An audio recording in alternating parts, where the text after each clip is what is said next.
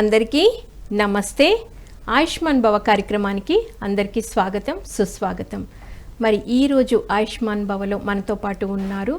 ధ్యానంతో, యోగాతో మైండ్ని ఎలా బ్యాలెన్స్ చేసుకోవచ్చు తెలియజేయడానికి మరి యోగా స్పెషలిస్టు, పంచగవ్య థెరపిస్టు డాక్టర్ ఆదినారాయణ గారు. వారి మాటల్లో మరిన్ని విషయాలు తెలుసుకుందాం. నమస్తే సార్. నమస్తే అమ్మ. పిఎంసి ప్రేక్షకులకి అండ్ ఫాలోయర్స్కి నమస్సుమాంజలి. సార్, మీరు యోగా గురువు, మరి చక్కగా పంచగవ్యాలో కూడా థెరపిస్ట్. మరి ముఖ్యంగా ఇప్పుడు చాలామందికి యోగా అవసరం అవుతుంది సార్. ప్రతి ఒక్కరు డాక్టర్ దగ్గరికి వెళ్ళినా కూడా మెడిటేషన్ అండ్ యోగా సజెస్ట్ చేస్తున్నారు డాక్టర్స్ కూడా. సో మరి ఈ యోగా ధ్యానం ఎలా ప్రారంభించవచ్చు అంటే ఎలా అనుభవం ఉన్న వాళ్ళ దగ్గరే చేసుకోవాలా, లేకపోతే మీరు నేర్పిస్తే ఇంట్లో కూడా చేసుకోవచ్చా? యోగా అనేది ఒక భారతీయులుగా మన పూర్వీకులను చూసుకున్నట్లయితే మనకి కొన్ని జనరేషన్స్ వరకు తెలిసి ఉండదు. కానీ మనందరం కూడా మన గ్రాండ్ పేరెంట్స్, వాళ్ళ పేరెంట్స్ చూసుకుంటే మునులో ఋషులు అయి ఉంటారు. వాళ్ళ సంతానమే మనం. మన జీన్స్లోనే ఉంటుంది యోగా అనేది. కాకపోతే ఇప్పుడు తరతరాలు మారే కొద్దీ విద్యలనేవి అంతరించిపోతూ అవి మనకు తెలియకుండా పోయాయి.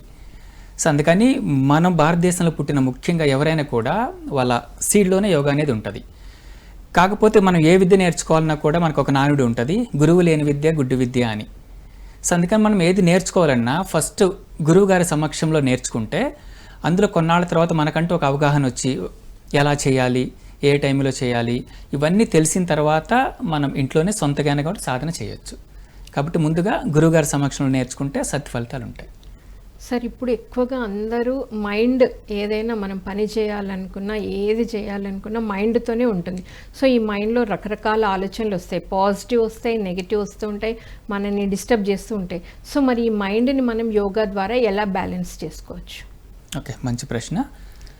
సో ముందు మైండ్ని ఎలా బ్యాలెన్స్ చేయాలి తెలుసుకునే ముందు మైండ్ ఎన్ని రకాలు, అది ఎలా పనిచేస్తుంది అనేది తెలుసుకుందాం. సో మనకు మైండ్ అనేది 3 రకాలుగా ఉంటుంది. 1 conscious mind, 2 sub conscious mind, 3 unconscious mind. ఈ 3 రకాల మైండ్లు ప్రతి ఒక్కరికి ఉంటాయి.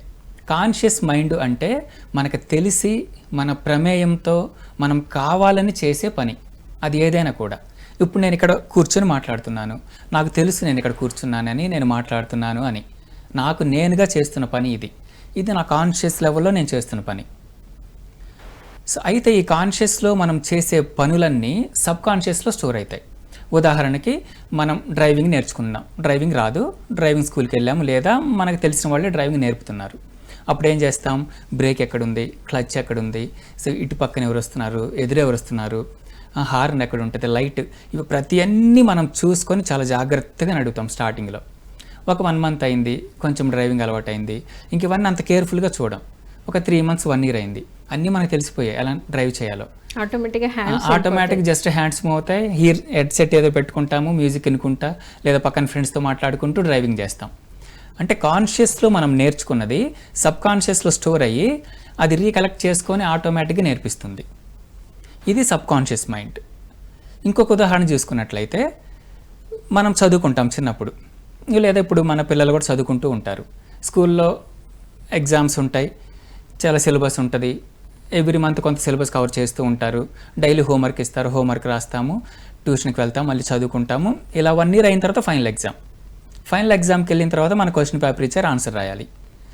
ఫస్ట్ మంత్లో చెప్పిన సిలబస్ ఏదో ఉంటుంది, దాని రిలేటెడ్ ఒక క్వశ్చన్ వస్తే final exam after 8 to 10 months మనం దానికి ఆన్సర్ రాస్తాం. ఒకసారి ఆ క్వశ్చన్ ఎప్పుడో ఒకసారి చదివి వదిలేసి ఉంటాం, బట్ స్టిల్ అది గుర్తుంటుంది మనకి. అది ఎలా గుర్తుంది, ఆ ఫస్ట్ నెలలో కాన్షియస్గా మనం చదివాం, ఆ తర్వాత syllabus every month new syllabus వస్తూ ఉంటుంది. సో ఫస్ట్ చెప్పింది మనం వదిలేసాం, ఇంకా కొత్తది చదువుతూ ఉన్నాం, చాలా సబ్జెక్ట్స్ కూడా ఉంటాయి. ఎలా గుర్తొచ్చిందంటే కాన్షియస్లో చదివింది సబ్ కాన్షియస్లో స్టోర్ అయింది. ఇప్పుడు ఆ సబ్ కాన్షియస్లో రీకలెక్ట్ అయ్యి మనం ఆన్సర్ రాయగలిగాం. సో అందుకని ఈ సబ్ కాన్షియస్ మైండ్ని మనం ప్రాపర్గా కాన్షియస్గా ఉపయోగించుకుంటే దానివల్ల చాలా మంచి జరుగుతుంది. సేమ్ టైం సబ్ కాన్షియస్ని మనం ప్రాపర్గా ఉపయోగించకపోతే అంతే అనార్థాలు కూడా జరుగుతాయి. సో దీనికి ఉదాహరణ డ్రైవింగే మనం కాన్షియస్గా నేర్చుకున్నాం, సబ్ కాన్షియస్లో స్టోర్ అయింది, తర్వాత డ్రైవ్ చేయగలుగుతాం అంత ప్రాపర్గా ఫోకస్ అయిపోయినా. దీనివల్ల ఏంటి, ఇంకా ఏటో ఆలోచిస్తూ ఏదో స్ట్రెస్లో ఉండి నడుపుతా ఉన్నాం అనుకో కాన్షియస్ లేకుండా యాక్సిడెంట్ అయ్యే ఛాన్స్ ఉంటుంది. ఆ కాన్షియస్తో నేర్చుకున్నదే, కానీ సబ్ కాన్షియస్ మైండ్ని కూడా మనం కాన్షియస్ లెవెల్లో ఉండి చేయగలగాలి. అలా కానప్పుడు ఇలా జరుగుతూ ఉంటుంది. సో మనం కిచెన్లో పనులు చేస్తూ ఉంటాం, వంట చేస్తాం ఫర్ ఎగ్జాంపుల్, ఏదో పాలు కాగబెడుతూ ఉంటాం, ఏటో ఆలోచిస్తూ పాలు కాగబెడితే పొంగిపోయే అవకాశం ఉంటుంది. కర్రీ వండుతాం, ఏదో ఆలోచిస్తూ కర్రీ వండితే మాడిపోయే అవకాశం ఉంటుంది. అంటే ఏంటి, ఆ కర్రీ వచ్చు మనకి, డైలీ చేసిన కర్రీ ఒకటి 100 సార్లు చేసి ఉంటాం, కానీ కాన్షియస్గా లేమప్పుడు. ఆ క్షణంలో మనం ఏదో ఆలోచిస్తూ ఉన్నాం, సబ్ కాన్షియస్ ఆఫ్ కాన్షియసే ఉంది. సో దానివల్ల మనం చేసిన పని ప్రాపర్గా ముందుకు వెళ్ళదు. అందుకని సబ్ కాన్షియస్ మైండ్ని మనం ప్రాపర్గా కాన్షియస్ లెవెల్లో ఉండి ఉపయోగించుకుంటే చాలా మంచి జరుగుతుంది. ఉదాహరణకి పరీక్ష రాసి పాస్ అయినట్టు. అదే సబ్ కాన్షియస్ని మనం కాన్షియస్లో లేకుండా చేస్తే అనర్థాలు కూడా జరుగుతాయి. కానీ సబ్ కాన్షియస్ చాలా పవర్ఫుల్. దాన్ని అప్లై చేసేటప్పుడు మనం కాన్షియస్గానే ఉండాలి. ఎంతో కొంత స్ఫూర్తిగా వదిలేసామంటే మనకి అనర్థాలే జరుగుతాయి. ఇంకొన్ని ఉదాహరణలు చూసుకున్నట్టయితే, చిన్నపిల్లలు ఇంట్లో గొడవ చేస్తూ ఉంటారు, మనం చెప్పిన మాట వినరు. అప్పుడు ఏంటి, ఫస్ట్ టైం గొడవ చేసినప్పుడు చెప్తాం 1-2 సార్లు, ఇలా మాట్లాడొద్దమ్మా, ఇలా గొడవ చేయొద్దు, పెద్దవాళ్ళు ఉన్నారు కదా, లేదా వాళ్ళ పనులు చేస్తున్నారు కదా అని. స్టిల్ వాళ్ళు గొడవ చేస్తూనే ఉన్నారు. అప్పుడు ఏం చెప్తాం, కొద్దిగా గట్టిగా చెప్తాము, వాళ్ళని అరుస్తాము, తిడతాము, లేదంటే ఒక దెబ్బ కూడా వేస్తాం. అది రెగ్యులర్గా జరుగుతుంది, రిపీటెడ్గా, వీక్లీ 1 or 2 తిట్టడమో కొట్టడమో. అంటే ఏంటి, రిపీటెడ్గా మనం కాన్షియస్గానే చేసాం ఫస్ట్ వాళ్ళని తిట్టడం కానీ కొట్టడం కానీ. అలా రిపీటెడ్గా జరగటం వల్ల ఏమైంది, సబ్ కాన్షియస్లో స్టోర్ అయింది అది. ఆ తర్వాత నుంచి ఏమవుతుంది, పిల్లలు గొడవ చేయగానే, వాళ్ళు కొంచెం గట్టిగా మాట్లాడగానే ఆటోమేటిక్గా మనం తిట్టడమో చేయలేస్తుంది కొట్టాలని. అది మనకు కావాలని చెయ్యం. ఆ తర్వాత ఇంట్లో పెద్దోళ్ళు ఉండి, ఎందుకే పాపం చిన్నదాన్ని అలా తిట్టావు కొట్టావు అంటూ ఉంటారు. లేదు మమ్మీ నేను కావాలని కొట్టలేదు, లేదు అత్తయ్య నేను కావాలని కొట్టలేదు, ఏదో అలా వచ్చి. అంటే ఏదో అలా ఎందుకు వస్తుంది, రాదు. మనం కాన్షియస్గా ఫస్ట్ చేసాము, అది అలవాటుగా మారిపోయింది. సో దానివల్ల అనర్థాలు కూడా జరుగుతాయి. సో అలా చేసినప్పుడు సరేలే, చిన్నపిల్లలు అంత అవగాహన ఉంటే ఎందుకు గొడవ చేస్తారు, సో అంత తెలిసి ఉంటే ఎందుకు ఈ వస్తువులు కింద పడేస్తారు, ఏదో తెలిసి తెలియని వయసులే అని మనం కొంచెం కాన్షియస్గా ఉన్నట్లయితే మనం వాళ్ళని కొట్టము, అనర్థాలు అనేవి జరగవు. కాబట్టి ఈ సబ్ కాన్షియస్ చాలా పవర్ఫుల్, మంచిగా ఉపయోగించుకుంటే. ఉపయోగించకపోతే అంత అనర్థాలు కూడా జరుగుతాయి. ఇంకా మూడవది అన్కాన్షియస్. కోమాలోకి వెళ్తాము, అన్కాన్షియస్, ఏమీ తెలియదు. సో మనకి ఏదన్నా ట్రీట్మెంట్ జరుగుతుంది, సర్జరీ కానీ ఇలాంటివి, అప్పుడు మత్తిస్తారు. మత్తి ఇచ్చినప్పుడు మనకేం తెలియదు, అన్కాన్షియస్. సమ్ టైమ్స్ డ్రింకర్స్ ఉంటారు, బాగా డ్రింక్ చేస్తారు, సో అప్పుడు కూడా అన్కాన్షియస్లోకి వెళ్తారు. ఇవన్నీ మైండ్ యొక్క 3 types. సో దీన్ని ఏది మనం వాడుకుంటే బాగా మంచి జరుగుతుందంటే కాన్షియస్. ఓకే, ఎప్పుడు మనం కాన్షియస్లో ఉండటానికి ప్రయత్నించాలి. దానికి హెల్ప్ అయ్యేది అనుకోవచ్చా సార్? కాన్షియస్ అంటే ఒక వన్ ఆఫ్ ద మీనింగ్ ఎరుక అని కూడా అనుకోవచ్చు. ఎరుకలో ఉండటం, అవేర్నెస్లో ఉండటం. ఓకే, సో మనం సబ్ కాన్షియస్ మైండ్ని ప్రాపర్గా వాడుకోవాలి. అంతే, వాడుకోవడం వల్ల ఇలాంటివి ఏవి డిస్టర్బెన్స్ కూడా రాదు. సో మరి యోగా ఇది ఏ వయసు వాళ్ళు చేయొచ్చు, ఏ టైమింగ్స్, దానికి రిస్ట్రిక్షన్స్ ఉంటాయా, ఫుడ్ ఎలా ఫాలో అవ్వాలి? ఓకే, యోగా అనేది మామూలుగా అయితే 5 సంవత్సరాల తర్వాత నుంచి మంచిదే. కాకపోతే కొంతమందికి అంత గ్రాస్పింగ్ పవర్ ఉండదు, అర్థం చేసుకోలేరు. పిల్లలకి ఏదో నేర్పించాలనుకున్నప్పుడు ఒకటి వాళ్ళకి ఇంట్రెస్ట్ ఉండి నేర్పించాలి, లేదా వాళ్ళు అర్థం చేసుకోగలరు అనుకున్నప్పుడు నేర్పించాలి. సో బలవంతంగా నేర్పిస్తే వాళ్ళు నేర్చుకోరు కూడా సరిగా, పైగా దాని మీద వాళ్ళకి వ్యతిరేకత కూడా వచ్చే అవకాశం ఉంటుంది. ఇష్టం లేదు, లేదా ఇష్టం లేకపోయినా అర్థం చేసుకోగలిగితే ఓకే, మారే ఛాన్స్ ఉంటుంది. అందుకని 8 సంవత్సరాలు అయితే కరెక్ట్ వయసు పిల్లలకి నేర్చుకోవటం. అయితే ఈ యోగా చేయాలి అంటే ఎంప్టీ స్టమక్ అయితే చాలా మంచిది. ఖాళీ కడుపుతో మనం సాధన చేస్తే ఎక్కువ ఫలితం ఉంటుంది యోగా. ఎందుకంటే అది మన బాడీ అవయవాలని కదిలించాల్సి ఉంటుంది కాబట్టి. అలా కాకుండా ఎంప్టీ స్టమక్ లేకుండా, లేదా ఫుల్గా తిన్న తర్వాత చేస్తే సపోర్ట్ చేయదు బాడీ. లేదా నిద్ర లేవగానే మనం వాష్రూమ్కి ఇలా వెళ్ళకుండా, యూరిన్ వీటికి అలా డైరెక్ట్గా చేసినా కూడా అంత సపోర్ట్ చేయదు బాడీ సిస్టమ్.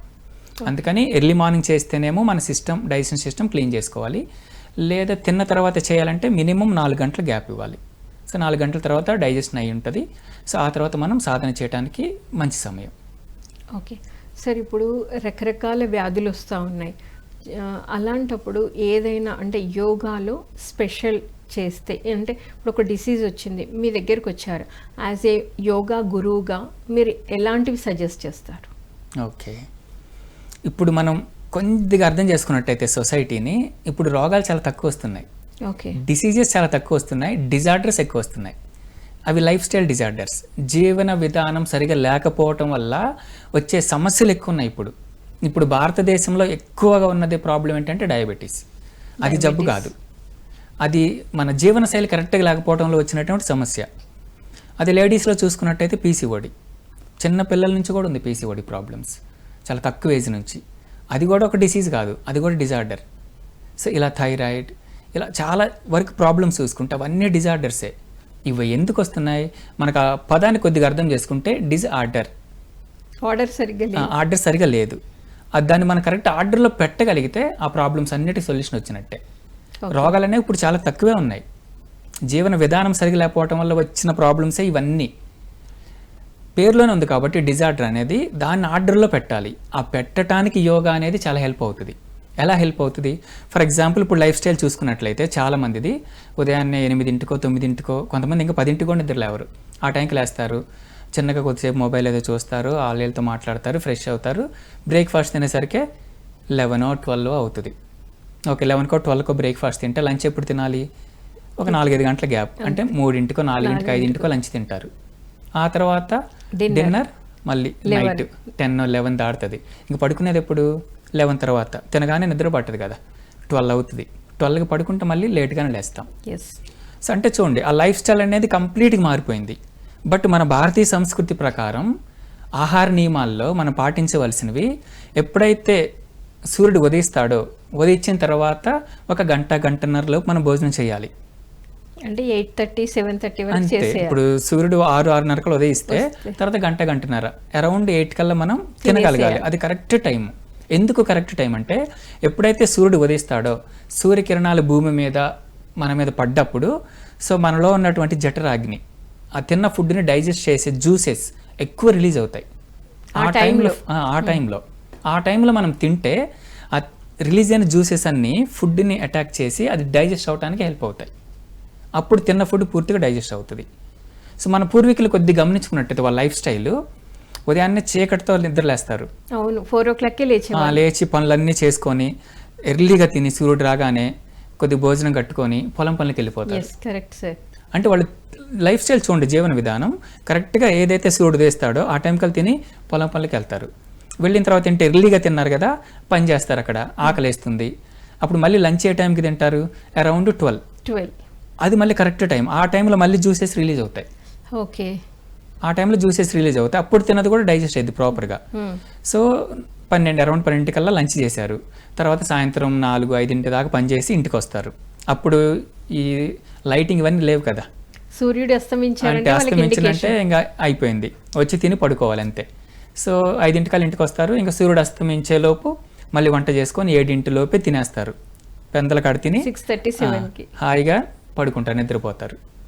అంటే త్వరగా పడుకున్నారు కాబట్టి త్వరగా లేస్తారు. మళ్ళీ సూర్యుడు అస్తమించే టైంలో జ్యూసెస్ రిలీజ్ అవుతాయి. ఓకే, మనం తిన్నది డైజెస్ట్ అవటానికి. అందుకనే మన పూర్వీకులు చూసుకుంటే ఈ షుగర్ అంటే తెలియదు, థైరాయిడ్ అంటే తెలియదు, సో ఇలాంటి ప్రాబ్లమ్స్ ఏమీ లేవు, అంత హెల్తీగా ఉన్నారు. ఎక్సర్సైజ్ కూడా అయ్యేది సార్, పొలం పనులకు వెళ్ళేవారు కాబట్టి. ఒకటి ఎక్సర్సైజ్, ఇంకొకటి టైమింగ్ ప్రాపర్గా ఫాలో అయ్యారు. ఏ టైంలో ఏది తినాలి అది. వాళ్ళకి మరి చదువులు కూడా ఇప్పుడు ఉన్నంత ఎడ్యుకేషన్ అప్పుడు లేదు, ఇప్పుడు ఉన్నంత సైన్స్ డెవలప్మెంట్ అప్పుడు లేదు. ఇప్పుడు ప్రతిదీ గూగుల్లో కొడితే ఎవ్రీథింగ్ వస్తుంది మనకి. అప్పుడు ఏం తెలియదు, కానీ సైన్స్ ఫాలో అయ్యారు వాళ్ళు. ఇప్పుడు మనం సైన్స్ ఫాలో అవుతున్నాం అనే పేరుతో సైన్స్ని అసలు ఫాలోనే అవ్వట్లేదు. అందుకని ఈ లైఫ్ స్టైల్ ఎప్పుడైతే చేంజ్ అయిందో ఆటోమేటిక్గా ఆర్గాన్స్ కూడా డిస్టర్బెన్స్ అయ్యాయి. ఓకే, ఆర్గాన్స్ కూడా ఒక సిస్టమ్ ఉంటుంది, ఈ టైంలో ఈ ఆర్గాన్ పనిచేయాలి, ఈ టైంలో ఇది పనిచేయాలని.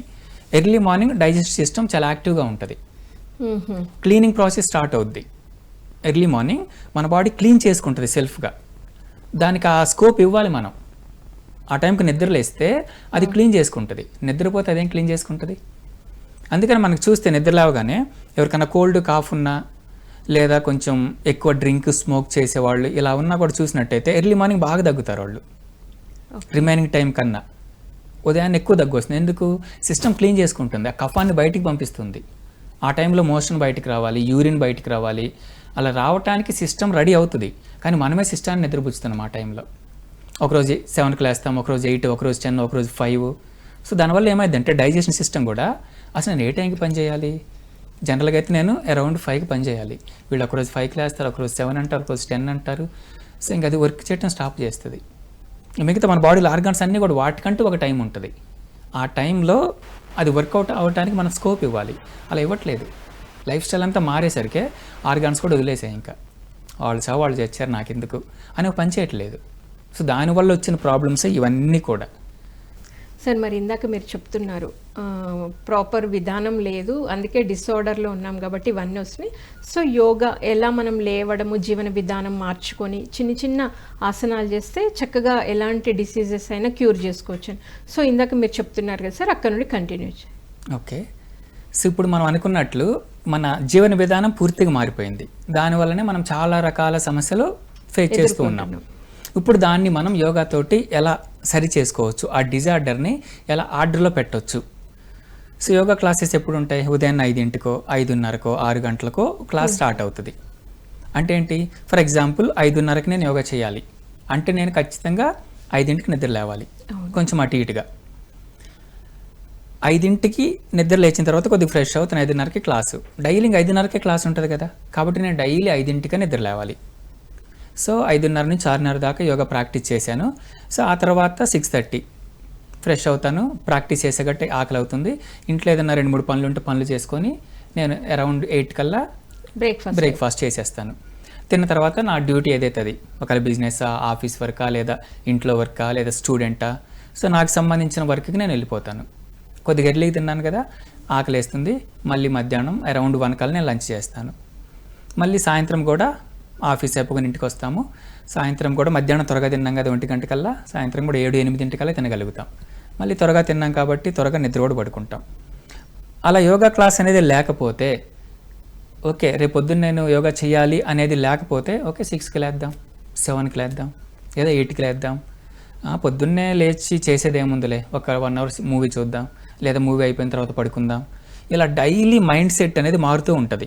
మారి ఒక్కొక్క రోజు ఒక్కొక్క టైంకి లేస్తాం. అదే ఉదయాన్నే నేను యోగా చేయాలి అనేది ఒకటి ఉంటే ఖచ్చితంగా నైట్ త్వరగా పడుకుంటాం, ఉదయాన్నే త్వరగా లేస్తాం. ఈ విధంగా లైఫ్ స్టైల్ అనేది ఖచ్చితంగా మారుతుంది ఒక యోగాని మనం అలవాటు చేసుకుంటే, సాధన చేయడం. అలా లేనప్పుడే ఈ డిజార్డర్స్ లైఫ్ స్టైల్ అనేది కంప్లీట్గా ఆర్డర్ తగ్గుతుంది. దాన్ని ఆర్డర్లో పెట్టడానికి యోగా అనేది మనకు బాగా హెల్ప్ అవుతుంది. అంతే. ఇంకా మిగతా ఏవి చేసి అయిపోయినా ఒక యోగా చేయడానికి మనం 1 అవర్ టైం కేటాయిస్తే 24 గంటల్లో 1 అవర్ యోగాకి ఇచ్చామంటే మిగతా 23 గంటలు మనం ప్రాపర్గా సద్వినియోగం చేసుకోవచ్చు. ఈ 1 అవర్ లేట్ అయిందంటే ఎప్పుడైనా గమనించండి, ఒకరోజు 1 గంట నిద్ర లేట్గా లేస్తే పనులన్నీ డిలే అవుతాయి. పనులన్నీ డిలే అవుతుంటే మోర్ ఓవర్ చికాకు ఉంటుంది. త్వరగా పనులు కావు, ఇంట్లో వాళ్ళు హడావుడి చేస్తూ ఉంటారు. త్వరగా ఆఫీస్కి వెళ్ళాలి, బాక్స్ రెడీ చేయి, పిల్లలు రెడీ, ఇవన్నీ లేట్గా లేచాం. ఇంకా హడావుడి ఆ చికాకులో ఇంట్లో కూడా చూపిస్తాం అదంతా. అలా కాకుండా మనం టైంకి లేస్తే అన్ని స్మూత్గా చేసుకోవచ్చు, మనం కూడా ప్రశాంతంగా ఉంటాం, టైంకి తింటాం, ఆరోగ్యంగా ఉంటాం. సార్ మరిన్ని విషయాలు తెలుసుకునే ముందు ఒక కాలర్ ఉన్నారు, కాల్ తీసుకుందాం. హలో అండి సార్, నమస్తే. ఎక్కడి నుంచి మాట్లాడుతున్నారు? మేము హైదరాబాద్కి వెళ్ళి మాట్లాడుతున్నాం. అడ్మిట్ సార్ చెప్పండి, డాక్టర్తో ఏం మాట్లాడాలనుకుంటున్నారు? డాక్టర్తో నేను మాట్లాడేది ఒక నమస్తే అమ్మా. చెప్పండి సార్. మేము అడ్మిట్కి వెళ్ళి మాట్లాడుతున్నాం అమ్మా. సార్ చెప్పండి. అయితే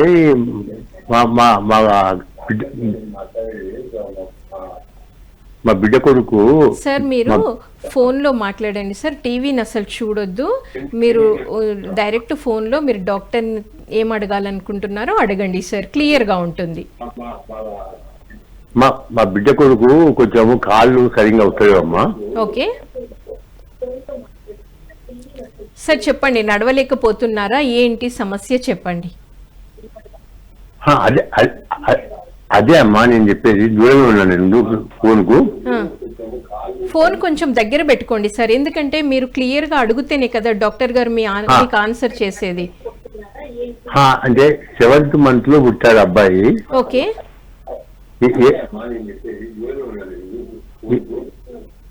7వ నెలలో. నాకు అర్థమైంది సార్, 7th month లోనే మీ మన్మడు పుట్టారు. ఇంకా చెప్పండి నెక్స్ట్ ఏంటి? 7వ నెలలో పుట్టారమ్మా. ఓకే. 7వ నెలలో పుట్టే అబ్బాయికి కాళ్ళు కొంచెం వంకర పోయినాయి, అవి నడవనికి వస్తాయి అంటూ. ఓకే, ఇప్పుడు దానికి ఏం చేయాలి యోగా ద్వారా అని అడుగుతున్నారు అంతేనా? అట్లా చేస్తే వస్తుందా, ఆ సార్ ఏమన్నా మనకు సాయం చేస్తుందా అని అంతే. తప్పకుండా సార్, ఇప్పుడు సార్ మాట్లాడతారు, వినండి సార్ ప్లీజ్. ఓకే అండి, మీ క్వశ్చన్ అర్థమైంది. ఇప్పుడు అబ్బాయి త్వరగా పుట్టడం వల్ల కాళ్ళు అనేవి కొంచెం వంకరగా ఉన్నాయి, సరిగా నడవలేకపోతున్నారు. ఎస్. సో దానికేంటంటే మనకి దీనికి ఒక స్పెషల్ ట్రీట్మెంట్ ఉంటుంది, బోన్ అడ్జస్ట్మెంట్ ఇలాంటివి కొన్ని. ఫస్ట్ మనం వాళ్ళని కన్సల్ట్ అయ్యి ఆ ప్రాబ్లం అనేది ప్రాపర్గా తెలుసుకోగలిగితే ఆ తర్వాత మనం యోగాలో చాలా ప్రాక్టీసెస్ ఉంటాయి. అవి చేయటం వల్ల కొన్ని స్ట్రెచెస్ కూడా ఉంటాయి మనకి ఆ యోగా ప్రాక్టీసెస్లో. ఆ స్ట్రెచెస్ వల్ల ఏదైతే కొంచెం ఇలా వంకర ఉందో అనిపించిందో అలా రెగ్యులర్గా ప్రాక్టీస్ చేస్తూ ఉంటే స్లోగా అది అలైన్మెంట్ కరెక్ట్గా వచ్చే ఛాన్స్ ఉంటుంది. సో ఆ తర్వాత ప్రాపర్గా నడుస్తారు. అదొకటే కాకుండా ఈ యోగా చేస్తే ఆ కాళ్ళతో పాటు మిగతా బాడీ అండ్ మైండ్ కూడా ప్రాపర్గా సెట్ అవుతుంది కాబట్టి వాళ్ళకి కాన్ఫిడెన్స్ లెవెల్స్ పెరుగుతాయి, వాళ్ళకంటే ఒక ధైర్యం వచ్చింది నేను ఏదైనా చేయగలను అని. సో ఆటోమేటిక్ ప్రాబ్లం నుంచి మనం బయటపడవచ్చు. ఒకవేళ సార్ వాళ్ళు ఈ ప్రాబ్లంతో మీ దగ్గరికి రావాలనుకుంటే ఒకసారి మీరు చెప్తారా, మీరు ఎక్కడ ఉంటారు రావచ్చు అనడానికి? ఓకే అండి, మా యోగా సెంటర్ జూబ్లీ హిల్స్లో ఉంటుంది, రోడ్ నెంబర్ 5 మెట్రో స్టేషన్ దగ్గర, వర్తమాన యోగా అని. ఇంకా మా బ్రాంచెస్ ఉన్నాయి గుంటూరు, వరంగల్, ఖమ్మంలో కూడా. సో వీళ్ళకి ఏ సెంటర్ దగ్గర ఉంటే అక్కడికి రావచ్చు ఈ 4 బ్రాంచెస్లో.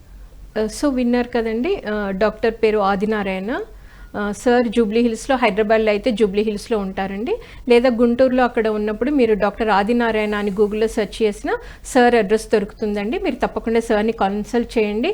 సార్ చెప్పారు తప్పకుండా పరిష్కారం అయితే ఉంటుంది, బట్ సాధన చేయాలి అని చెప్పారు. సార్ మరొక కాలర్ ఉన్నారు, కాల్ తీసుకుందాం. హలో అండి. హలో, నమస్తే అండి. నమస్తే, చెప్పండి ఎక్కడి నుండి మాట్లాడుతున్నారు? రాజమండ్రి నుంచి అండి. చెప్పండి. నా పేరు భాగ్యలక్ష్మి అండి. నాకు మోకాళ్ళ నొప్పులు ప్రాబ్లం కూడా ఉన్నాయండి, మోకాళ్ళు అరిగిపోయి అన్నారండి. ఓకే. అలాగే ఇప్పుడు నీరుడు కూడా ప్రాబ్లం ఉందండి, బాత్రూమ్కి వెళ్ళే వరకు ఆగట్లేదండి నీరుడు. ఓకే మేడం, ఇప్పుడు యోగాలో ఏమైనా పరిష్కారం ఉందా అని అడుగుతున్నారా ఈ రెండింటికి? అవునండి, అవునండి. ఓకే అమ్మా, ఇప్పుడు డాక్టర్ మాట్లాడతారు, వినండి. సో ఓకే, ఈ మధ్య కాలంలో బాగా మనం వింటూ ఉన్నాం మోకాళ్ళ నొప్పులు, నడుము నొప్పులు, సో జాయింట్ పెయిన్స్ ఇవన్నీ. సో ఇవన్నీ ఎందుకు వస్తున్నాయంటే మేజర్గా ఒక ఉదాహరణ తీసుకుంటే మనం సైకిల్ ఉంది, చిన్నప్పుడు అందరూ సైకిల్ తొక్కే ఉంటాం. సైకిల్ తొక్కుతున్నప్పుడు సౌండ్ వస్తుంది చైన్ దగ్గర. సో సౌండ్ వచ్చినప్పుడు ఏం వేస్తాం? కొద్దిగా ఆయిల్ వేస్తాం, గ్రీజు పోస్తారు కొంచెం. ఎందుకు? అక్కడ లూబ్రికెంట్ లేదు. ఆ లూబ్రికెంట్ లేకపోవటం వల్ల అది సౌండ్ వచ్చి అరిగిపోతుంది. అది కూడా ఆయిల్ అయిపోతే కొన్ని రోజుల తర్వాత ఇనుము కూడా అరిగిపోతుంది. సేమ్ మన బాడీలో కూడా అలా లూబ్రికెంట్ అనే పదార్థం కావాలి, అది ఆయిల్స్లో దొరుకుతుంది.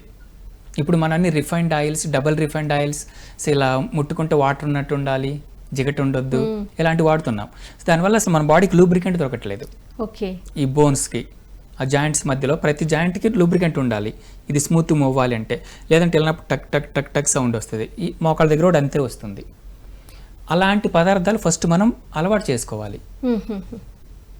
అంటే ఓన్గా మనమే పట్టించుకోవాలి గానుగా ఆయిల్. ఓకే. మనమే పల్లీలు కానీ నువ్వులు కానీ ఏ ఆయిల్ తింటే ఆయిల్ తీసుకెళ్ళి ఆ గానుగులో వేయించుకుంటే జిగటతో పాటు అంతే ఇస్తారు వాళ్ళు. అది అప్పుడు అది తిన్నప్పుడు మనకు లూబ్రికెంట్ వస్తుంది బోన్స్ జాయింట్స్ మధ్యలో. ఇలాగ కొన్ని కూరగాయలు కూడా, ఆ కూరగాయలు కూడా ఏ కూరగాయలు అయితే జిగటగా ఉంటాయో, ఫర్ ఎగ్జాంపుల్ బెండకాయ, అలా జిగటగా ఉండే కూరగాయలు కూడా మనం రెగ్యులర్గా తినాలి. లేదా ప్రాబ్లం కొద్దిగా సివియర్గా అయింది అలాంటప్పుడు గమ్ ఉంటుంది కదా, తొమ్ము బంక, ఇవి. సో అవన్నీ కూడా మనం ఆయిల్లో లేదా నెయ్యిలో వేపుకొని, సో దాన్ని కూడా కొంచెం తర్వాత మెత్తగా పౌడర్లా చేసుకొని వాటర్లో కలుపుకొని తాగుతూ ఉండాలి. అలా తాగుతున్నప్పుడు లూబ్రికెంట్ ఫామ్ అవుద్ది. సో దానితో పాటు మనకి యోగాలో కూడా కొన్ని ప్రాక్టీసెస్ ఉంటాయి, యోగా థెరపీ ప్రాక్టీసెస్, ఆ నీకి సంబంధించిన మూమెంట్స్ ఇవన్నీ. ఇక్కడ ముఖ్యంగా యోగాలో మోకాళ్ళ నొప్పులు తగ్గాలంటే మోకాళ్ళకి డైరెక్ట్గా ట్రీట్మెంట్ ఇస్తారు, కానీ మోకాళ్ళకి ట్రీట్మెంట్ కాదు. ఇవి తగ్గాలంటే దాని పైన ఉన్న భాగం స్ట్రాంగ్గా ఉండాలి. ఇవి స్ట్రాంగ్గా ఉంటే మనకి థై మజిల్స్ ఇవన్నీ ఎక్కువ ప్రెజర్ మోకాళ్ళ మీద పడదు. సో అందుకని థై మజిల్ స్ట్రాంగ్ చేసే ప్రాక్టీసెస్ అండ్ నీ మూమెంట్స్ ఇలా కొన్ని ఉంటాయి థెరపీలో. అవన్నీ చేపిస్తే మనం ఈ ప్రాబ్లం నుంచి బయటపడవచ్చు. ఓకే సార్, ఇంకొక కాలర్ ఉన్నారు, కాల్ తీసుకుందాం. హలో అండి. Hello okay sir, call cut అయినట్టుంది. సో ఇప్పుడు చాలామంది కూడా ఈ మోకాళ్ళ నొప్పులు, కీళ్ళ నొప్పులు, ముఖ్యంగా లావుగా ఉన్నప్పుడు ఏమవుతుందంటే ఆ బరువు అంతా నీస్ మీద, కింద అక్కడ మజిల్స్ మీద అంతా పడేసరికి వాళ్ళకి ఆ పెయిన్ వస్తుంది. సో మీరు ఇందాక చెప్పారు ఆయిల్లో ఏదైతే లోపిస్తుందో మనము గానుగ నూనెలు తీసుకోవడం వల్ల ఉంటుంది రెమెడీ, ఇంకా ఆసనాలు కూడా ఉంటాయని చెప్తున్నారు. సో ఇలా ఇందాక మీరు చెప్పారు సార్, ప్రాపర్ జీవన విధానం లేకపోవడం వల్ల మనం ఇవన్నీ, ముఖ్యంగా 1 అవర్ యోగా అని చెప్పారు. సో యోగాలో మరి చాలా ఆసనాలు ఉంటాయి సార్, అందులో అన్నీ వేసేంత టైం కూడా ఉండకపోవచ్చు. సో ముఖ్యంగా అంటే ఈ అలవాటు అనుకునే వాళ్ళకు మీరు ఏం చెప్తారు, ఎలాంటి ఆసనాలు సజెస్ట్ చేస్తారు? ఓకే, ఇప్పుడు ప్రతిదానికి ఒక ఆర్డర్ ఉంటుంది. మనం భోజనం చేయాలి అనుకుంటే ఫస్ట్ టైం తింటాం, ఏదో ఒక పచ్చడి వేసుకోనో, ఏదో ఒక కర్రీనో, ఏదో ఒకటి వేసుకొని ఫస్ట్ తింటాం. తర్వాత ఏదైనా లిక్విడ్, రసం, సాంబార్ ఇలాంటివి, తర్వాత పెరుగన్నమో మజ్జిగన్నమో తింటాం. ఒక ఆర్డర్లో తింటాం. ఒక ఆర్డర్లో తింటాం. ఆసనాలకు కూడా ఒక ఆర్డర్ అనేది, యోగా చేయాలన్నా కూడా ఒక ఆర్డర్ ఉండాలి. ఎస్ సార్, ఆ విషయాలు తెలుసుకునే ముందు మరొక కాలర్ ఉన్నారు, కాల్ తీసుకుని. హలో అండి. Hello hello madam. సార్ నమస్తే, ఎక్కడి నుంచి మాట్లాడుతున్నారు, మీ ప్రాబ్లం ఏంటి డాక్టర్కి చెప్పండి. అనంతపురం మేడం, అంటే అనంతపురము. సార్ చెప్పండి. అదే రాత్రిప్పుడు నిద్ర రావడం సరిగా, దాని యోగా ద్వారా ఏమైనా తెలుసుకుందామని దాని మేడం. సో మీకు నైట్స్ నిద్ర పట్టట్లేదు, యోగా ద్వారా, ధ్యానం ద్వారా ఏమైనా పరిష్కారం ఉందా అని అడుగుదాం మేడం దానికోసం. ఓకే సార్, సార్ మాట్లాడతారు. అవును మేడం. ఈ మధ్య వస్తున్న ప్రాబ్లమ్స్ ఇది కూడా ఒకటి ఎక్కువగా వింటున్నాము, నైట్ టైం నిద్ర రావట్లేదని. నమస్తే సార్. నమస్తే సార్. నమస్తే అండి. నాకు రాత్రిప్పుడు నిద్ర రావడం లేదు సార్, నాకు చాలా ఇబ్బంది. 1 or 2 hours కల్లా లేచి కూర్చుంటాను, అందుకోసం సార్. ఓకే, అర్థమైంది మీ ప్రాబ్లం. సో దీనికి యోగా మెడిటేషన్లో చాలా అద్భుతమైన టెక్నిక్ ఉంది. అదేంటంటే మన మైండ్కి ఎప్పుడు వర్తమానంలో ఉండటం ఇష్టం ఉండదు, ప్రజెంట్లో. సో అది ఎప్పుడు తిరగాడుతూ ఉంటుంది, గడిచిపోయిన దాని గురించి అని ఆలోచిస్తుంది, లేదా జరగవలసిన దాన్ని అని ఆలోచిస్తుంది. ఏదో ప్రీవియస్గా జరిగాయి, either bad or good incident, మంచి కానీ చెడు కానీ, లేదా భవిష్యత్తులో ఇది చేయాలి అది చేయాలి, ఈ రెండు ఆలోచిస్తుంది. కానీ ప్రజెంట్లో ఉండడానికి అసలు ఇష్టం ఉండదు. అప్పుడు ఏం చేయాలి మనం? ఆనాపాన సతి అని మనం శ్వాసను గమనిస్తూ ఉండాలి. శ్వాస తీసుకొని శ్వాస వదిలేది గమనిస్తూ ఉంటే అది ప్రతి క్షణం మైండ్ని ప్రజెంట్లో ఉంచడానికి ట్రై చేస్తుంది. కానీ మన మైండ్కి ఇష్టం లేదు ప్రజెంట్లో ఉండటం. అప్పుడు ఏం చేస్తే ఆటోమేటిక్గా నిద్రలోకి వెళ్తుంది. పడుకున్నప్పుడు మీరు బెడ్ మీద పడుకొని అలా శ్వాసను గమనిస్తూ ఉండండి, శ్వాసను గమనిస్తూ ఉండండి. సో మీకు ఆటోమేటిక్గా నిద్రపోతారు. కనీసం కొంత సమయమైనా ధ్యానం చేసినట్టు ఉంటుంది. ఆ ప్రజెంట్ క్షణాలని మీరు పెంచుకున్న వాళ్ళు అవుతారు. ఈ ఒక్క టెక్నిక్ మీరు అప్లై చేయండి డైలీ. ఫస్ట్ 2-3 రోజులు కొద్దిగా ఇబ్బంది అనిపించవచ్చు, బట్ తర్వాత ఇది అలవాటు అయిందంటే 2 రకాల ఉపయోగాలు. 1 ధ్యానం చేసిన వాళ్ళు అవుతారు, 2 మంచిగా నిద్ర కూడా పోతారు. ఈ ఒక్క టెక్నిక్ చాలండి. యా సార్, విన్నారు కదా సార్ చెప్పింది. ఆనాపానసతి ధ్యానము అంటే శ్వాస మీద ధ్యాస, ఏమీ లేదండి, చాలా సింపుల్ టెక్నిక్. స్థుక స్థిరాసనంలో కూర్చొని కళ్ళు 2 మూసుకొని వేళ్ళల్లో వేళ్ళు పెట్టుకొని సహజంగా జరుగుతున్న ఉచ్ఛ్వాస నిశ్వాసాలని గమనిస్తూ ఉండాలి. ఎలాంటి ఆలోచనలు లేవు, నామస్మరణ లేదు, మంత్రజపము లేదు. కేవలం శ్వాస మీద ధ్యాస పెట్టడం వల్ల ప్రజెంట్ మూమెంట్కి వచ్చేసి ఆటోమేటిక్గా చక్కగా మనం నిద్రపోయే అవకాశాలు ఉన్నాయని సార్ చెప్పారు. Thank you sir, thanks for your calling. Sir ఇంకొక కాలర్ ఉన్నారు, ఇంకొక కాల్ తీసుకుందాం. హలో అండి. నమస్తే మేడం. సార్ నమస్తే, చెప్పండి సార్. గుంటూరు నుంచి అండి, రామలక్ష్మణ. యా సార్ చెప్పండి. నాకు 3 నెలల నుంచి తుంటి నొప్పిను, కాళ్ళు అసలు నడవనీయట్లేదండి, కండరాలు బాగా నొప్పులుగా ఉంటున్నాయండి. పొద్దున పూట అయితే అసలు నడవనీయట్లేదండి. ఉదయం పూట 5ంటికి లేచినప్పుడు అసలు నడవనీయట్లేదండి, చాలా కష్టంగా ఉంటాను. ఓకే సార్, సో యోగాలో మీకు పరిష్కారం కావాలి ధ్యానం ద్వారా, యోగా ద్వారా, అంతే కదా? Yeah okay sir. ఓకే అండి. తొంటి నొప్పి అంటే సో మనకి సయాటిక అని ఒక నరం ఉంటుంది. మన శరీరంలో చాలా నరాలు ఉంటాయి, అందులో పెద్ద నరం సయాటిక. సో అది ఇక్కడ నుంచి ఇలా తుంటి నుంచి ఇలా కింద వరకు వెళ్తుంది, కాలు వరకు. ఓకే. అయితే మనం సరిగా నిల్చోకపోయినా, సరిగా కూర్చోకపోయినా ఆ నరం మీద ఒత్తిడి పెరుగుతూ ఉంటుంది. ఎప్పుడైతే ఆ నరం మీద ఒత్తిడి పెరిగిందో సో అప్పటి నుంచే సయాటిక ప్రాబ్లం వస్తుంది. ఇంకా ఆ పోస్చర్ సరిగా లేదు, మన బోన్ స్పైనల్ కార్డ్ ఏదైతే ఉందో అక్కడ సర్వైకల్లో, అక్కడ స్పైనల్ కార్డ్ ఎప్పుడైతే కొంచెం అవి మూవ్ అయ్యాయో బోన్స్ ఇవన్నీ, ఆ నరం మీద ఒత్తిడి పెరుగుతూ ఉంటుంది. సో అయితే యోగా ప్రాక్టీస్లో మనకి కొన్ని ట్విస్టింగ్స్ ఇవన్నీ ఉంటాయి. సో అవన్నీ చేయటం వల్ల ఏదైతే ఎలైన్ తప్పిందో ఆ స్పైనల్ కార్డ్లో సో దాన్ని మనం యోగా ప్రాక్టీసెస్ తోటి అలైన్ చేయడానికి ట్రై చేస్తాం. ఎప్పుడైతే ఆ బోన్స్ మధ్యలో సయాటిక నరం అనేది ఉందో ఆ బోన్స్ అనేవి అలైన్ అయ్యి పక్కకు వస్తే ఇంకా దీని మీద ప్రెజర్ ఉండదు నరం మీద, అప్పుడు ఆ నొప్పి తగ్గడానికి అవకాశం ఉంటుంది. అందుకని యోగాలో ఈ సయాటికా పెయిన్, ఈ తొంటి నొప్పికి చాలా మంచి రిజల్ట్ ఉంటుంది. మిగతా వాటితో పోలిస్తే దీనికి చాలా అద్భుతమైన రిజల్ట్ ఉంటుంది.